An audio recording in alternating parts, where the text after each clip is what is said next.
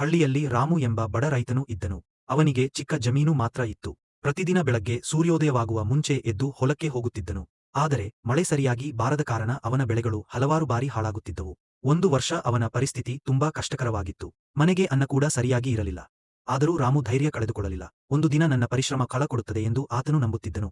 ಒಂದು ದಿನ ಹೊಲದಲ್ಲಿ ಕೆಲಸ ಮಾಡುತ್ತಿದ್ದಾಗ ಅವನಿಗೆ ನೆಲದಲ್ಲಿ ಒಂದು ಹಳೆಯ ಮಡಿಕೆ ಸಿಕ್ಕಿತು. ಅದನ್ನು ತೆರೆದು ನೋಡಿದಾಗ ಅದರೊಳಗೆ ಚಿನ್ನದ ನಾಣ್ಯಗಳು ಇವೆ. ರಾಮು ಮೊದಲಿಗೆ ಆಶ್ಚರ್ಯಪಟ್ಟನು. ಆದರೆ ಅವನು ಅದನ್ನು ತನ್ನದಾಗಿ ತೆಗೆದುಕೊಳ್ಳಲಿಲ್ಲ. ಹಳ್ಳಿಯ ಹಿರಿಯರ ಬಳಿ ಹೋಗಿ ವಿಷಯವನ್ನು ಹೇಳಿದನು.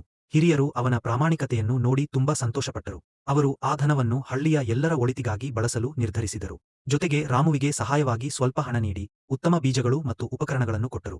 ಆ ವರ್ಷದ ಮಳೆ ಚೆನ್ನಾಗಿ ಬಂತು. ರಾಮುವಿನ ಹೊಲ ಹಸಿರು ಹೊದಿಕೆಯಂತಾಯಿತು. ಅವನ ಪರಿಶ್ರಮ ಮತ್ತು ಪ್ರಾಮಾಣಿಕತೆ ಅವನ ಜೀವನವನ್ನು ಬದಲಿಸಿತು. ಪ್ರಾಮಾಣಿಕತೆ ಮತ್ತು ಪರಿಶ್ರಮ ಎಂದಿಗೂ ವ್ಯರ್ಥವಾಗುವುದಿಲ್ಲ. ಹಾಗೆ ನಮ್ಮ ಪೇಜ್ ಫಾಲೋ ಮಾಡಿ. ನಮಸ್ಕಾರ. ಹೇಗಿದೆ ಎಂದು ಕಮೆಂಟ್ ಮೂಲಕ ತಿಳಿಸಿ.